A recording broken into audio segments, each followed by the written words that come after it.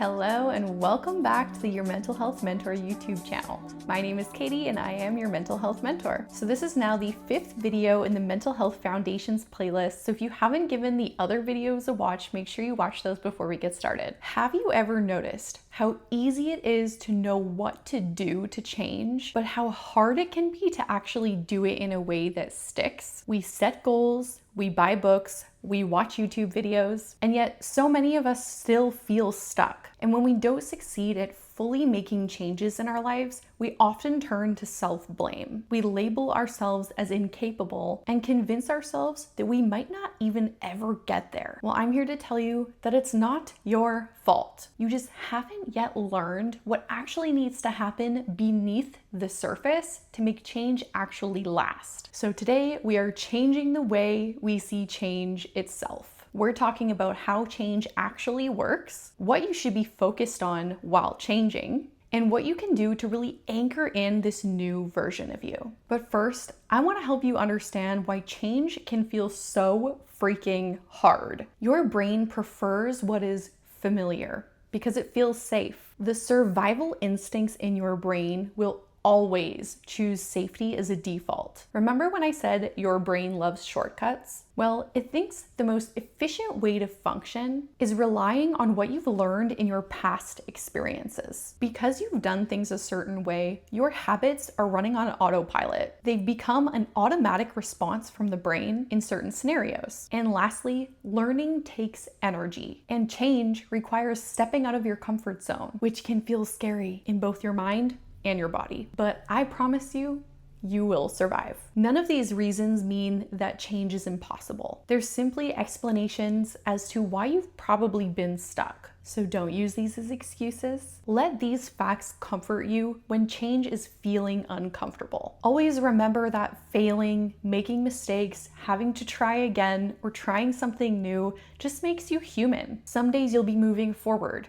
Some days it might feel like you're taking a step backwards, but that does not erase your progress. Here's your fun fact for the day. When you are changing something within yourself or your day-to-day life, you are also physically changing your brain. In the last video, I introduced the concept of neuroplasticity, which is the brain's ability to grow and adapt, forming new neural connections.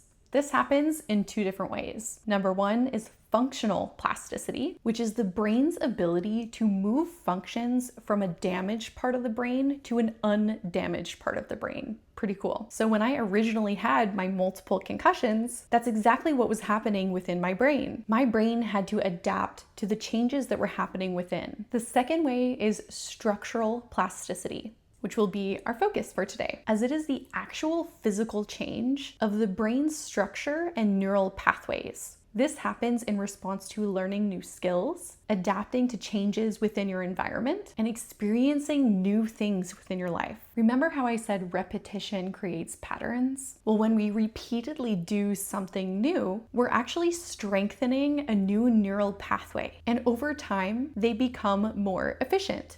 AKA, we get better at it. But interesting enough, the same goes for when we stop doing something. Those unused neural connections become weaker and weaker as we stop doing things. A really funny way to test this, next time you go to brush your teeth, try brushing your teeth with the opposite hand. It feels kind of funny. Why? Because the neural pathway for using your right hand to brush your teeth is very, very strong because you do it so often. But when you switch to using your other hand, your brain has to kind of start over and start computing in a different way, aka forming a new neural pathway. What basically all of this means to me in relation to mental health is that your past doesn't have to determine your future. You have the power to weaken and stop using neural pathways that no longer serve you. And then on the flip side, you can rewire, strengthen, and create new neural pathways through every experience, skill, habit, challenge, and conversation. But here's where most people make a huge mistake when they go to change. Most people try to create change within their day-to-day life without even thinking about what needs to happen beneath the surface. To help you understand what I mean, I'm going to use Robert Dilts' hierarchy of change diagram. So shout out to Robert Dilt for coming up with these different areas of change to help you see clearer what the steps of change might look like. So you can see in this diagram that he has the foundation of change being your environment. And then it goes to behaviors, skills, values and beliefs, identity, and lastly, your mission or your purpose. I want to give you an example of how this diagram might look. Let's say it's the end of December and you're making your New Year's resolutions. And maybe you decide that you want to start going to the gym and get in shape. So you decide to start by changing things within your environment.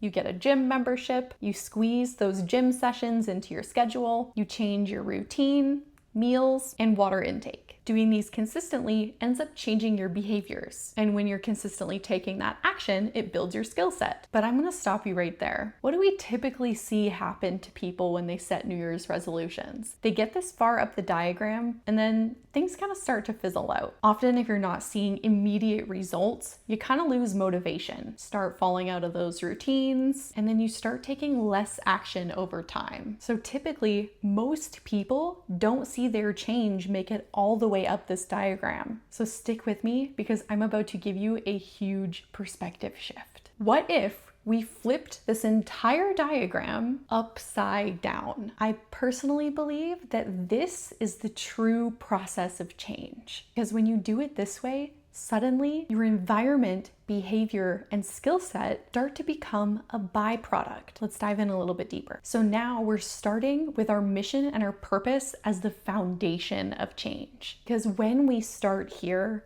knowing this information can help us begin to shift our identity, our beliefs and values in relation to our goal. And when you can bring your whole spirit into your mission and purpose within this goal, everything changes. You start to see yourself differently. And when you see yourself differently, you start using phrases like, I am fit. I do have physical strength. You truly begin to embody this fully. And once you can embody this, you naturally begin to believe in yourself, believe in your abilities, believe in your strength and your willpower to actually make this happen. Now, real quick, let me talk to all the perfectionists out there. Now, you're not alone. I also have been a perfectionist in my life and I am a recovering perfectionist myself. But perfectionism is actually a survival strategy for not feeling like you're enough. So practice feeling okay with starting messy, not being perfect, and taking action no matter what that looks like. Because getting this repetition of action in is naturally going to lead you into building an entirely new skill set. So now that you've become that person that goes to the gym, you've now already built the skill set of fitting in gym sessions, knowing how to do workouts,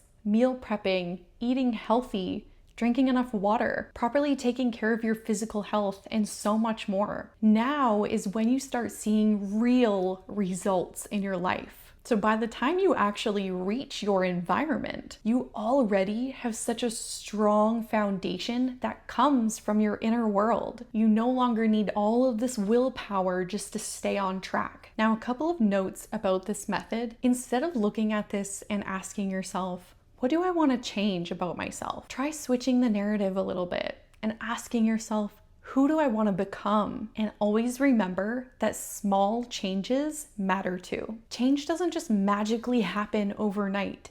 Change relies on the small daily action that we are taking. And then as those days go by, we suddenly have this day where we realize and look backwards and think, wow, we have accomplished so much within these days. And look at where it's got us now. So as a whole, over the Mental Health Foundation's playlist, we have broken down the process towards thriving within your mental health. I believe that understanding is the base of this process. My goal for you is to walk away from this series with a sense of understanding, not just of our mental health and what it even is, not just of mental health, but of yourself. And awareness is the door that leads to learning what's going on currently within your inner world and figuring out what you need to actually heal and thrive. You then have this valuable choice to say yes to your healing journey, whatever that might look like. And then you can take aligned action. And repeating this aligned action over time will inevitably lead to your growth. And then this growth will be the deciding factor of your true radiant identity. Okay, so growth work for this week is gonna look a little bit different. In the past videos, I've given you something to be mindful of and kind of keep track of throughout the week.